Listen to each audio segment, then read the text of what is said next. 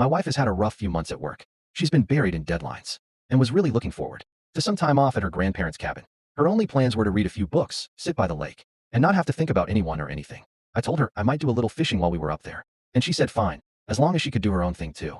So I packed my rod, and she packed her books. Before we left, my dad mentioned he might stop by for a few hours to fish with me. No problem. He's easygoing, and I figured he'd just show up. We'd fish, and he'd leave. But when he pulled up, my mom was with him. I was honestly surprised. My wife had no idea she was coming, and I knew she'd been looking forward to peace and quiet. I told my mom point blank that my wife wasn't planning to host anyone. My mom brushed it off, said she'd brought food for lunch and dinner and didn't mind helping. But then she immediately started trying to rope my wife into making dinner for all of us. My wife told her, politely but firmly, that she was taking a break and didn't plan on cooking. If my mom wanted to make dinner, she was welcome to. So my dad and I went fishing. We came back later, and my mom had cooked. Instead of just letting it go, she started complaining at the table about how she did everything herself.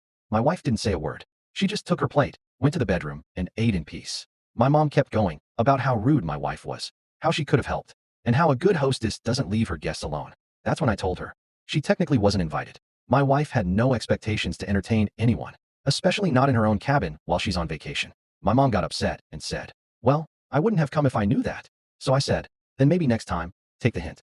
If you aren't invited, don't come." They left right after dinner. My dad was quiet, my mom was fuming. Later she texted me saying my wife should have tried harder to be a gracious hostess.